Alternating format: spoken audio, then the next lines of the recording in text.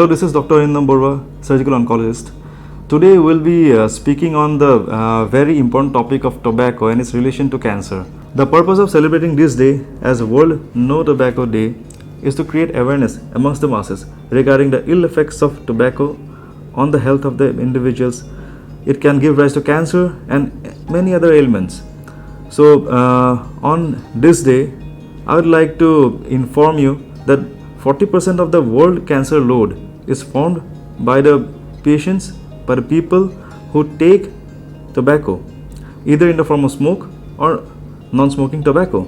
I'd like to inform you that the tobacco use in India is very rampant, and 1 out of 3 individuals use tobacco in any form in India. This use is actually even much more in the northeastern part of India, and we see a lot of cancer cases day in and day out.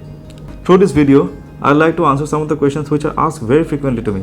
So the first question that often comes to me is that what kind of cancers do we get by consuming tobacco? To answer this question, I would like to divide the intake of tobacco to 2 types.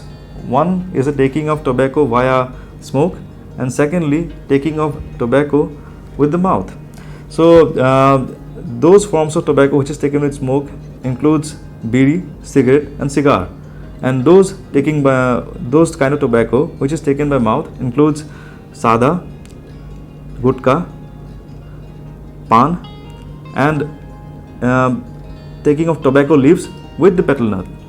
So the kind of cancer that you will get depends on what kind of tobacco you use.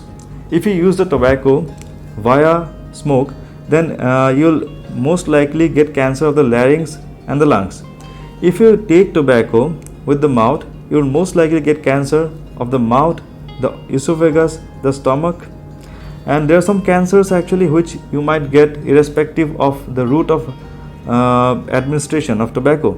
Again, the question which I get very frequently is that is the use of filtered cigarettes safe or flavored cigarettes safe? My answer would be no, it is not. Let me tell you that cigarette smoke contains 7,500 chemical compounds, out of which 250 chemical compounds are very harmful to human beings. Out of this 250 chemical compounds, 69 chemical compounds are carcinogenic. That means they have the capacity to cause cancer. So irrespective of whether you take the cigarette with or without a filter, you will get these 69 compounds which are carcinogenic to humans. So previously what happened was that when there was no filter, people did not take the smoke very deeply, but now since we have got better filters, we have got flavors, we take the smoke very deeply and it penetrates very deeply into the lungs. So previously what happened was that people usually got cancers in the proximal airways.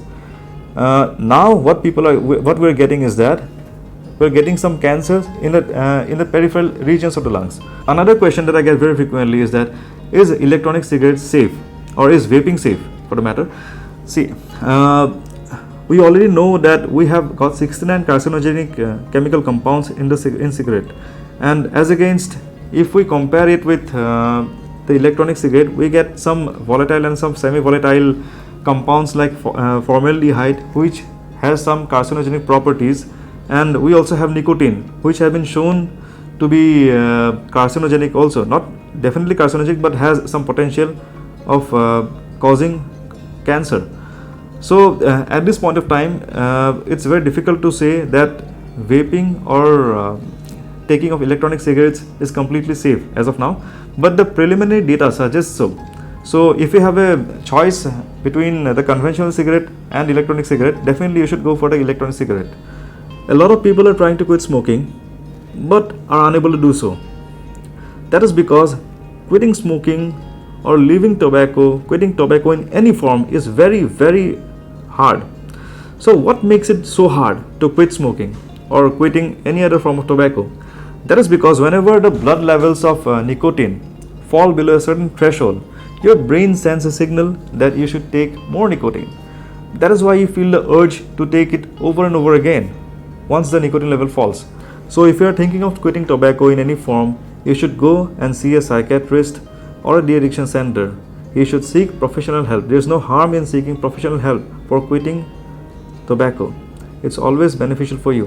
And since it is the pandemic over here, you cannot go, there's a lockdown, you cannot get out of your homes. So till then, what you can do is that you can engage yourself in some activity which is fun for you. Like if you enjoy gardening, if you enjoy running, go and get engaged in some of the creative activities that you like. And that way you might feel the urge to be quite less. And again, if you still can't hold your urge and you still feel the need to have tobacco in some form, you should take nicotine chewing gum or nicotine patches. Because I hope I was able to answer some of the questions that frequently arise in your minds. And if you want me to answer some more questions, kindly post your questions in the comment section below. Thank you.